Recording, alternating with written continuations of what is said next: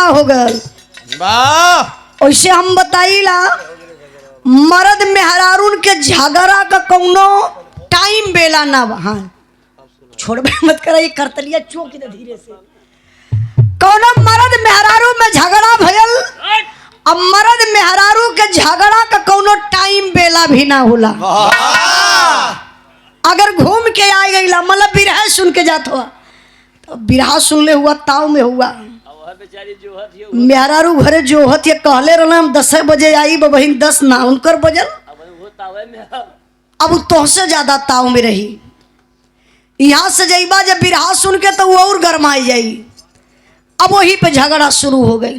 झगड़ा का कोनो जर ना बा तनी से नमक तेज हो गल तब वो झगड़ा हो जाई। दाल में नमक कम हो गल तब वो झगड़ा हो जाई। अरे भैया एकरे खातिर झगड़ा ना होले हो तब कहीं मर्द मेहरारू में झगड़ा होले तो बताओ मास्टर।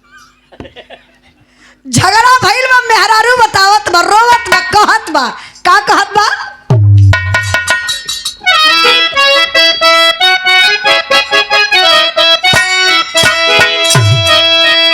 इहे कहत बा दुल्हन का रतिया हो गईली झगड़वा मोर भतारे से।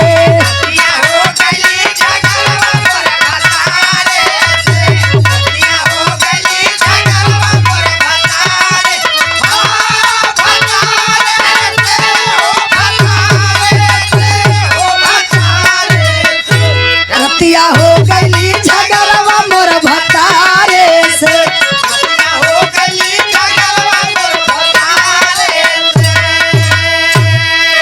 कह नैहरा में रहली तब बड़ा मजा कैली। अरे नैहरा में रहली तब बड़ा मजा कैली।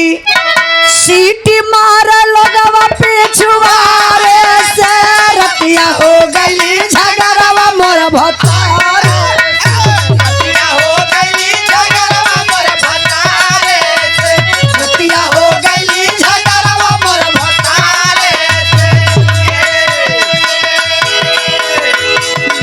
सूतय लगे खटिया डार हो बलमुआ मोर कोहा आई गई नहाना दी।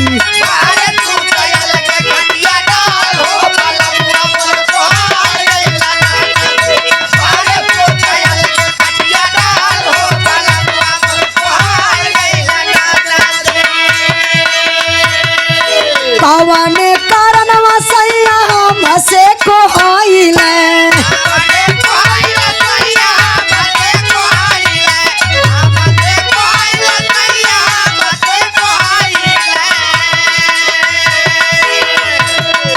कवनो सवतिया संगवा जाई के लो भइले।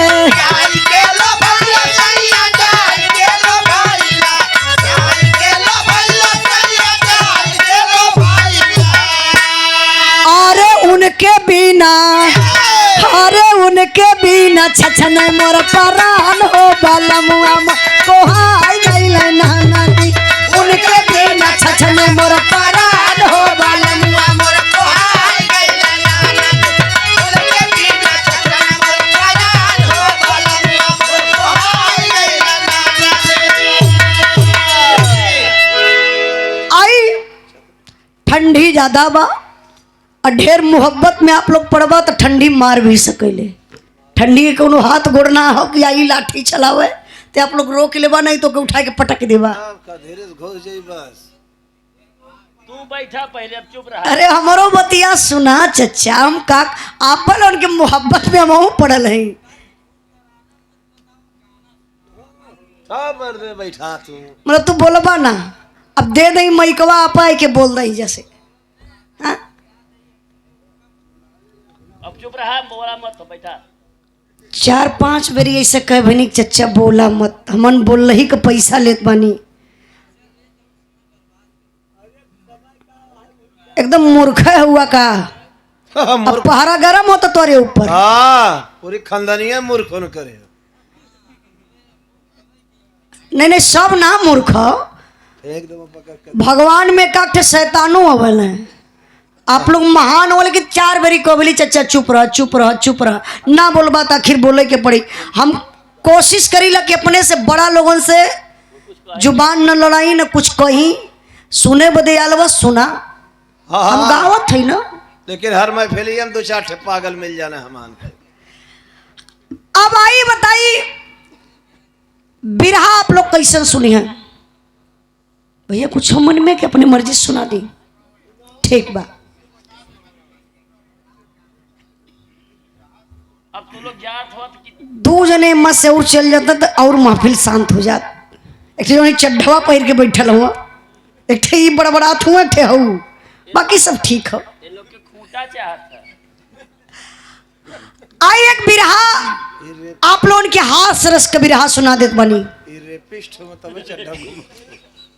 हास रस न चचा देखा यो चाचे हो कितना प्रेम से बोलत हो।